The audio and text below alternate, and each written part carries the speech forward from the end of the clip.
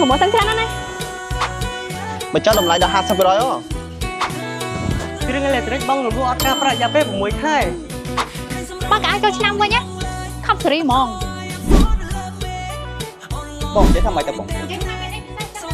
ពិសេស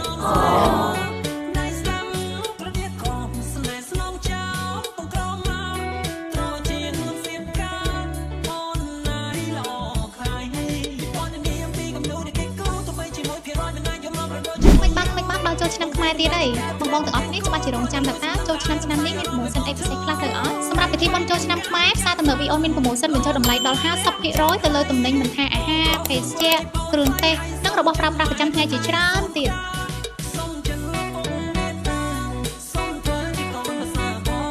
បើនិយាយពីកៅអៅវិញណាទាំងអស់គ្នាម៉ូដថ្មីស្អាតចម្រុះពណ៌ស្អាតញាក់តែម្ដង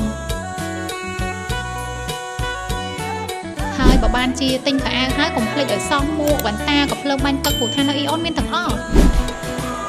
អូក៏ភ្លើងបាញ់ទឹកលយមែន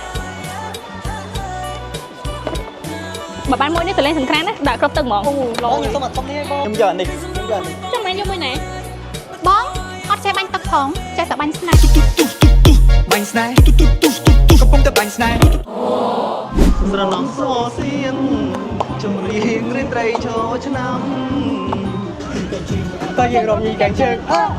កែងជើងតើយើងរំញីកែងជើងខំសំលុយតាំងពីឆ្នាំមុនមកលេងAeonមានប្រពន្ធមួយដែរ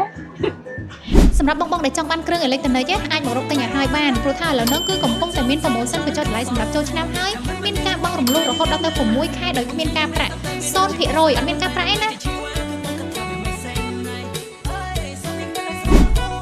ពិសេសពីលើនេះទៀតអ្នកទាំងអស់គ្នានឹងទទួលបានប្រម៉ូសិនបញ្ចុះតម្លៃ 10% ភ្លាម instant discount ដោយអ្នកទាំងអស់គ្នាគ្រាន់តែធ្វើការទូទាត់តាមរយៈ Union Pay មិនថាអ្នកទាំងអស់គ្នា tap card ឆត card ឬក៏ scan ទេឲ្យតែអ្នកទាំងអស់គ្នាទូទាត់តាមរយៈ Union Pay នឹងទទួលបានការបញ្ចុះតម្លៃ 10% ភ្លាមតែម្ដងមួយឆ្នាំមានម្ដងកុំឲ្យរំលងប្រម៉ូសិនចូលឆ្នាំខ្មែរនេះឲ្យសោះជួបគ្នាចាប់ពីថ្ងៃនេះរហូតដល់ថ្ងៃទី16មេសាឆ្នាំ2025នៅផ្សារទំនើប Aeon ទាំង3សាខានិង Aeon Online បាយបាយ